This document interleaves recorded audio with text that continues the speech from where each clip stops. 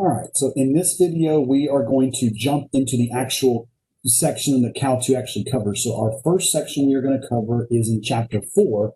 So in Cal 1, you stopped at section 4.7. So the next section we pick up with is 4.9. We are going to look at the idea of antiderivatives. So all through Cal 1, you learned about how to take a derivative, whether it be power rule, product rule, quotient rule, chain rule. The basic idea of Cal 2 is we need to learn how to go the other direction. How do you do what we call antiderivatives? And that can sometimes be a little bit trickier than just taking a regular derivative. So let's go over some of the basic rules today of how you take antiderivatives. So first off, a function capital F is called an antiderivative of a function little f on an interval if capital F prime of x is equal to little f of x. So essentially, you've got to find a function that if you were to take the derivative of it, it would get you back to the original. So in order to do that, there's one extra thing that you are going to pick up in the process, and that is that anytime you find an antiderivative, you will have to add an arbitrary constant to the end of it. Because technically, if you think of it as if you were taking the derivative of this, since the derivative of a constant is 0, it will always go away. Now, as we go through this class, we will figure out, do we have enough information to actually find that C value? And sometimes that will be yes, and sometimes that will be no. But for now, until we know otherwise, we will have to assume that there is some other constant in the original capital F. So we'll just call that plus C. Now, as far as the actual idea of doing antiderivatives, here is the most basic antiderivative rule and probably the one you're going to use the most of. If you have x raised to the nth power and you want to take the antiderivative of that, you have to do the following. You will take x and raise it to the n plus 1 and then divide by n plus 1. So essentially, a way that I like to kind of say this out loud is you are going to add 1 to the power, and then divide by the new power. It's essentially the exact same opposite of the power rule that you learned in Cal 1. Instead of bringing the power to the front and subtracting by 1, you're now going to add 1 to the power and divide by this power. So let me show you some examples of where the anti-power rule is used. So here's an example. If f of x is defined as 2x cubed minus 2/3 x squared plus 5x, let's find capital F of x. So when you do your antiderivative of this function, the constants in the front aren't going to do anything. So you just leave this 2 there, and then when you take the antiderivative of x cubed, you would add 1 to the power, which is x to the 4th, and you would divide by this new power, which is 4. And then we'll simplify everything at the very end. All right, so same thing for the middle term. This would be minus 2/3 times the antiderivative of x squared would be add 1 to the power, which is x cubed, divided by your new power, which is 3. And finally, same thing on the end. This would be 5. And the antiderivative of x would be add 1 to the power, it's 2, and divide by 2. And then don't forget, you're going to pick up a plus C as an arbitrary constant. And then the only thing you have to do here is you do need to simplify your constants that are being multiplied together. For example, on the first term, 2 divided by 4 is actually a half. So you would end up with 1/2 x to the 4th.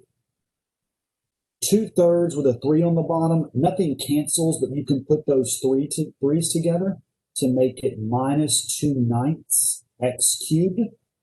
And then likewise, this 2 doesn't cancel, so you can bring it out front, and it's plus 5/2 x squared with a plus C at the end.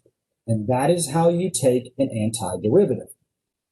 Now, keep in mind is that if you're not sure, especially the first few times you do this on your homework, if you're not sure if you did it correctly or not, you can always check your work. If you were to take the derivative of this, you should end up back at the original problem, because that's the whole point of an antiderivative. So just check your answer the first few times if you're not sure. All right, so let's do another one. Whole numbers are nice, but sometimes our powers will have fractions. So example number 2. What is the general antiderivative of 2x minus 4 plus 3 square roots of x, all divided by the square root of x? Now, we have not gotten to the part of how you take the antiderivative of an overall fraction yet. So what we're going to have to actually do is simplify this a little bit before we do our antiderivative. Since there's just one term on the bottom, what actually may be a little easier here is if we go through and divide every term in the numerator by that denominator. So AKA, you're pretty much breaking this up into multiple fractions, which may seem like it's going to be more work. Actually, it makes the work a little bit easier. Now, all of these square root of x's, if it doesn't cancel perfectly like the last one does, you're going to have to rewrite those so that they simplify. So for example, on the first one, that's actually 2x over x to the 1/2, and then minus 4 over x to the 1/2. Now on the last fraction, don't worry about doing that because they just cancel each other to give you a +3. All right, so one more step you got to rewrite. You need to simplify this. If you have 2x to the first over x to the 1/2, you can subtract your powers because they have the same base. And then 1 minus 1/2 is still 1/2. So you'll get 2x to the 1/2. We can't take the derivative of the antiderivative, if the x is on the bottom. So what I'm going to do, even though nothing cancels, is I'm going to bring that x to the 1/2 to the top and make this minus 4x to the negative 1/2, and then +3. Those three terms we can take the antiderivative of. So coming down to the next line, I would say that capital F of x would be, so leave the 2 alone. You're going to add 1 to the power, so 1/2 plus 1 is 3/2, and then divide by your new power, which is 3/2, minus 4, all right? Add 1 to the power, negative 1/2 plus 1 is positive 1/2, and then you'll divide by the 1/2 again. And then 3, if you just have a constant, so you kind of think backwards here. The derivative of what would get you 3? Well, that would have to be 3x. So essentially, if you're just taking the antiderivative of a constant, just add an x next to it. And then don't forget your plus c. Now, a little bit different this time is that you're actually dividing this by fractions when we did our antiderivative. So doing a little bit of an arithmetic trick here, anytime you divide by a fraction, it's actually a lot easier to flip that over and multiply. So what I'm going to do is I'm going to flip the 3/2 over and I'm going to multiply by 2/3. Same thing on the next one. Instead of dividing by 1/2, I'm going to multiply by 2 over 1. The 3x and the plus c, those are okay. Now it's a little bit easier to do the arithmetic. 2 times 2/3 would make this 4/3 x to the 3/2 minus 4 times 2 over 1 is 8x to the 1/2, and then you get plus 3x and plus c. This would be your antiderivative. And you don't have to put it back into any certain form or anything. For now, we're just getting the practice down. So make sure that if it looks really complicated like this one did, break it up, simplify, and then apply your antiderivative rule. All right. That rule I just showed you is one of many different antiderivative rules that you can learn. So I'm going to try my best to get this all on the same screen. I can't fit it all in there, but so I'll scroll in just a second. Essentially, what we're going to have to talk about now is that every single thing that you took a derivative of in Cal 1, you can now do the opposite and do the antiderivative to get some answers. So if you need to pause the video here in just a second, that is perfectly fine. But these are the rules that you're going to have to learn because these are going to show up for the rest of this semester. All right. So let's start from the top. So these are all the new rules. Antiderivative. If you have a sine function, the antiderivative of that would be negative cosine. And keep in mind, I'm not going to say this every time, but just think backwards. If you were to take the derivative of negative cosine, you would get to sine. So it makes sense that the antiderivative would go the other way. The antiderivative of cosine is positive sine. One more time, I'll say it. That's because the derivative of sine is cosine. You're just going backwards here. So let's run through the rest of the trig functions. The antiderivative of secant squared is tangent. The antiderivative of secant x tangent x is just going to be secant x. And then a couple more that pick up negatives. The antiderivative of cosecant x cotangent x is negative cosecant x. And the antiderivative of cosecant squared is going to be negative cotangent of x. So the way that I remember those 6 trig function antiderivatives is that not only you must know the functions, but anytime you take an antiderivative and it becomes one of the 3 trig functions that start with the letter C, cosine, cosecant, and cotangent, they all are going to be negative. All right, so scrolling down a little bit more, then I'll come back to my problem. All right, so natural logs and exponentials, you did those in Cal 1. You learned that the derivative of the natural log of x was 1 over x. Well, now you can go the other direction. If you want to take the antiderivative of 1 over x, it will be the natural log, but here's what's different. You must, and I'm going to circle this one, you must put your x in absolute values because the inside of a natural log cannot be negative. And since we're doing this in general terms, we have to be a little bit more specific about natural logs. All right. It's similar if you take the antiderivative of b raised to the x, which is a general exponential function, that would be b to the x over the natural log of b. If you take the antiderivative of e to the x, that is e to the x, once again because the derivative of itself. There were a couple of inverse trig functions that we did back in Cal 1. So if you take the antiderivative of 1 over the square root of 1 minus x squared, that would be just regular inverse sine. We're not going to do inverse hyperbolics just yet. And then if you take the antiderivative of 1 over 1 plus x squared, that would turn into inverse tangent. Once again, no hyperbolics there yet. For right now, the only 2 hyperbolic antiderivatives that I need you to remember is that the antiderivative of the hyperbolic cosine is hyperbolic sine, and the antiderivative of hyperbolic sine is hyperbolic cosine. So as you're probably starting to tell, especially in this Calculus 2 course, there is a lot of memorization up front, so you have to be ready. So that being said, now we're going to work a couple problems. So as you can see, let's find some antiderivatives of things that aren't just x raised to a number. So on the first one, I want you to find the antiderivative of 2 cosine of x minus 3 over the square root of 1 minus x squared. All right, what may help you here, and I just now thought about this, I'm not worried about the cosine function, but maybe that 3 you don't like there. So what I'm actually going to do is I'm going to break that 3 off because it's just a constant. And let's rewrite this as 3 times 1 over the square root of 1 minus x squared. That's because now your 2 rules can be seen off this chart. From the chart over here on the left, the antiderivative of cosine is sine. The 2 is just a constant and doesn't change anything.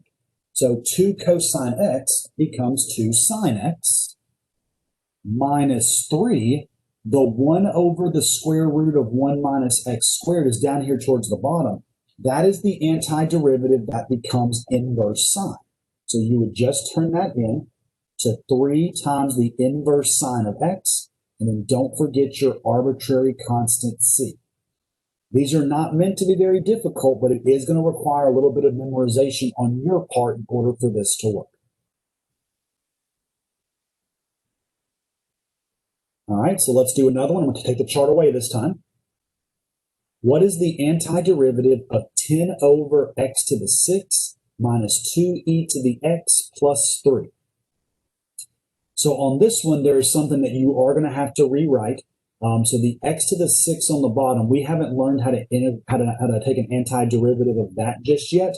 So similar to how when you did derivatives in Cal 1, first thing I'm going to do is I'm going to move this x to the 6 to the top. And that way I can rewrite this as 10x to the negative 6 minus 2e to the x plus 3. That way I can apply my antiderivative rules to this particular function. So moving down to the next line, capital F of x would equal, so the 10 stays out front, add 1 to the power, so that becomes negative 5, and then divide by the power, which is negative 5, minus 2. 2 is just a constant. The antiderivative from the chart earlier, the antiderivative of e to the x is just itself, which is e to the x, because its derivative is just itself, so it doesn't change either way. From earlier, if you just have a constant, the antiderivative of that is just add an x onto it, and then don't forget your plus c. The only thing that simplifies here is that first term. You got to put those constants together. 10 divided by negative 5 is going to give us negative 2 x to the negative 5th minus 2e to the x plus 3x plus c. That is your antiderivative of this function. You're going to have to make sure you learn those rules, though, because they're going to show up throughout this entire semester, so be ready for them. All right, let's do a few more, and that'll be the end of this section. Once again, I'm trying to hit on all the rules that we're going to see going forward, starting in Chapter 5 next time. So example number 5, find the general antiderivative of 2 raised to the x plus 4 times the hyperbolic sine of x. All right, so this one doesn't actually require any rewriting. You're just going to have to remember 2 rules that we haven't gone over yet. So on that chart that I gave you, if you have a b or a base raised to an x, the antiderivative of that would be b to the x over the natural log of b. Now, in our example, that is 2 raised to the x. So make sure that when you do your antiderivative of this, you change your b's into 2's. So this would be 2 to the x over the natural log of 2 plus 4, and then off your chart again, the antiderivative of hyperbolic sine is just going to be hyperbolic cosine. I almost forgot. Don't forget your plus c, because you are going to need arbitrary constants on all these antiderivatives. And very good. That's actually one of the easier ones. While those functions are not very popular, at least so far, it actually are pretty easy to take the antiderivative of. We're going to see those throughout this class. All right. The only other thing we have to cover, because antiderivatives by themselves aren't that bad, the last thing we're going to cover now is initial conditions. How do you solve for that arbitrary constant? We've been writing it down, and I said we're going to figure out what it is eventually. Well, now we're going to talk about how to do that. So let's look at this first of 2 of these I want to do. Find the antiderivative capital F if you must satisfy the given condition. So little f of x is equal to 4 minus 3 times 1 plus x squared raised to the negative 1 power. And also we need to know that capital F of 1 is going to be 0. As this sits, you can't take the antiderivative of this. The 4 you can. It's the second term that's causing problems. So what I'm going to do is I'm going to do a little bit of rewriting here before we get into our work.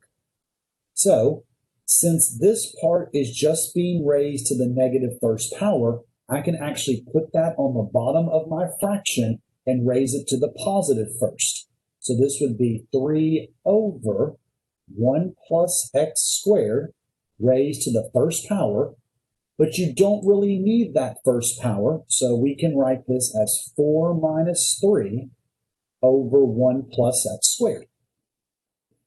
This is something that we can take the antiderivative of. So now let's do our first step. Capital F of x will equal the antiderivative of 4 is 4x minus, keep in mind, and I'll write it over here on the far right, kind of out of the way, the 3 over 1 plus x squared. To make that match one of your antiderivative rules, you may want to break the 3 off as a constant and have the 1 over 1 plus x squared by itself.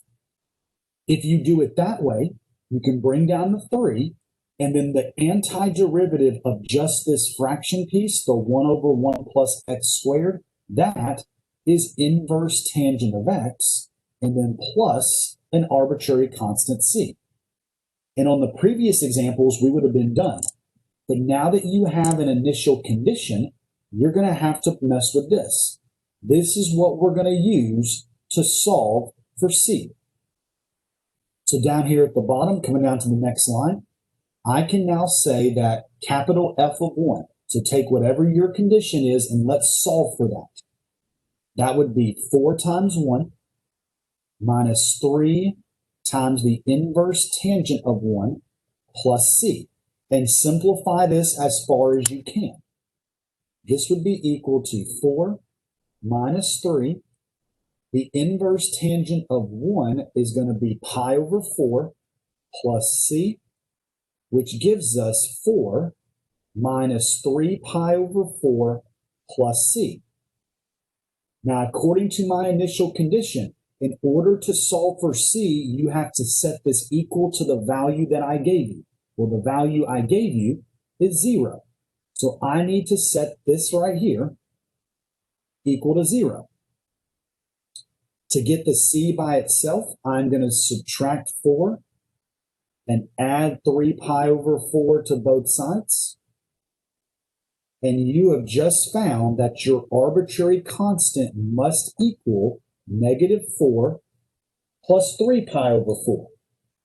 But you're not done. Now you must take this arbitrary constant and back up here where the purple star is at. You need to turn that c into what you just solved.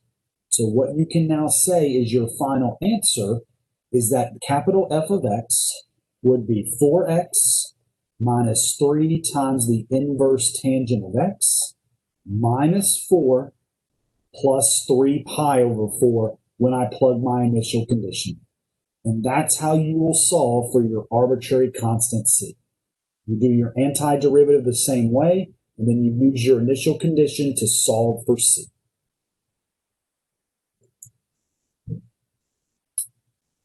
So let's do one more, and then that will be the end of this video for 4.9. Find the antiderivative f, so a little different this time.